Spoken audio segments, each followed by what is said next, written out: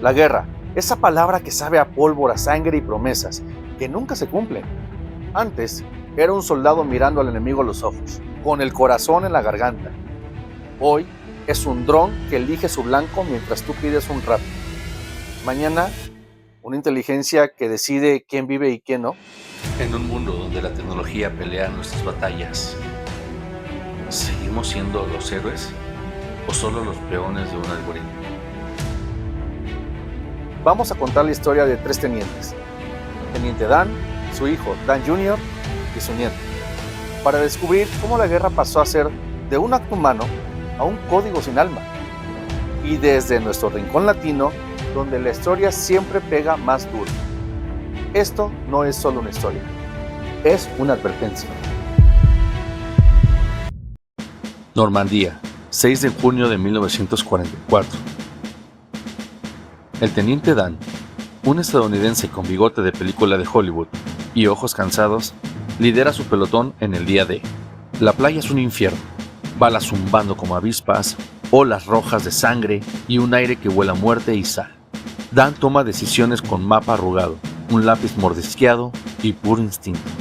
¿Inteligencia militar?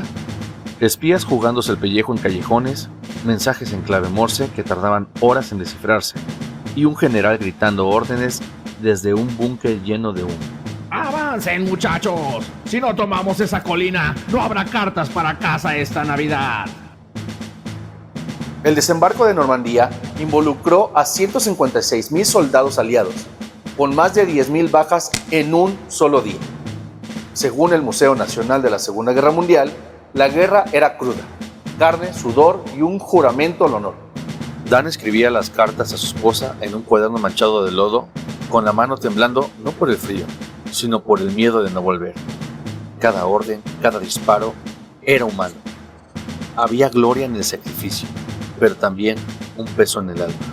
Dan veía la guerra como un deber. Defender la libertad de su país, su familia.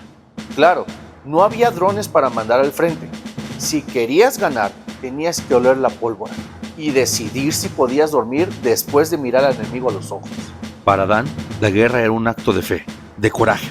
Pero, ¿qué pasa cuando cambias el coraje por un algoritmo y la fe por un servidor?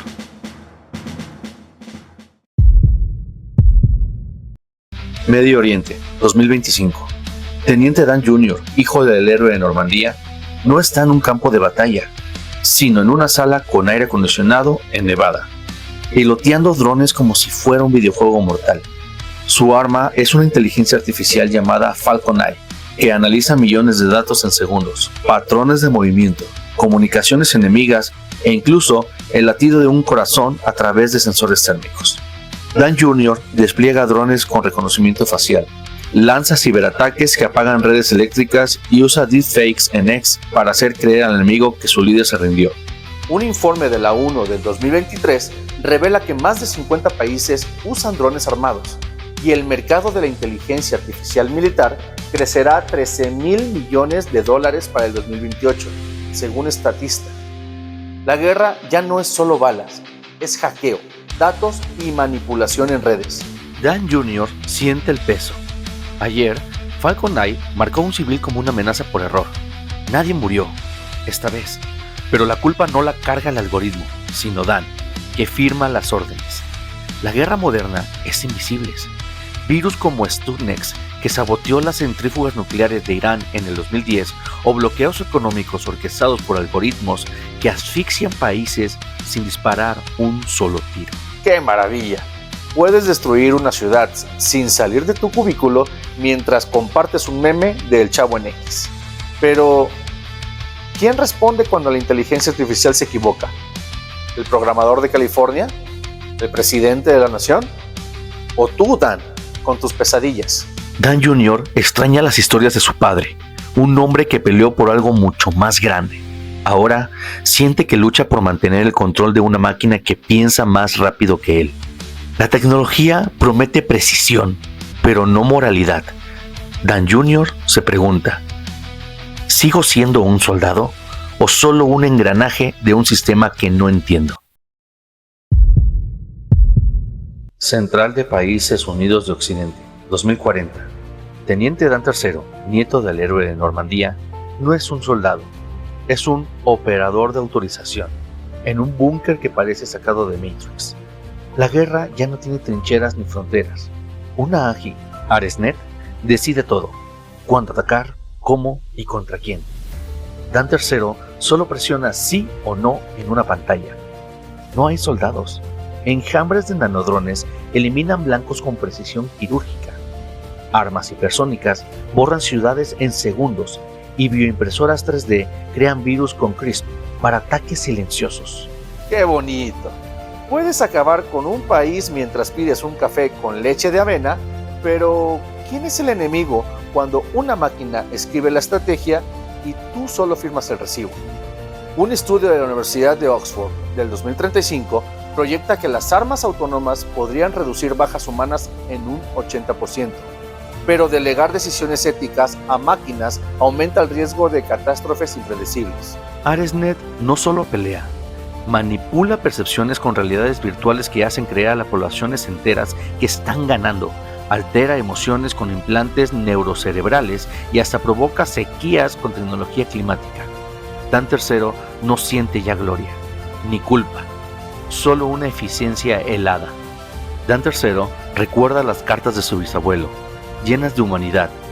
Mira su consola y se pregunta si la guerra sigue siendo guerra, o si los humanos ya no solo son espectadores. La guerra ya no es humana, pero ¿esto es la paz o el principio de una esclavitud donde las máquinas no solo pelean, sino gobiernan? De las playas de Normandía a los servidores de AresNet, la guerra cambió de rostro. Pero no de esencia. Antes era honor, sacrificio y sangre. Hoy es datos, drones y deshumanización. Mañana podría ser nuestra rendición a las máquinas que estamos creando.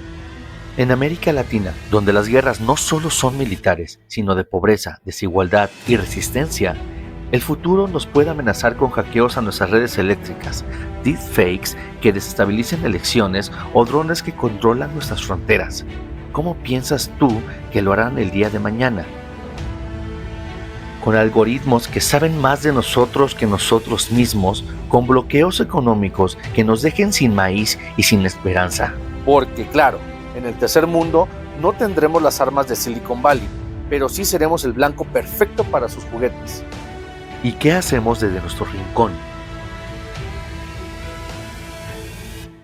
Aprender, resistir, hackear el sistema a nuestra manera, enseñar a nuestros hijos a pensar, no solo a obedecer algoritmos, invertir en educación, en comunidad, en esa terquedad latina que nos ha sacado de 1000 batallas, porque la guerra del futuro no se ganará con drones, sino con humanos que se nieguen a hacer un código.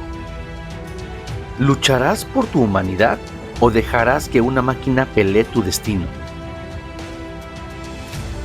Si esta historia te motivó, dale like y suscríbete, activa la campanita.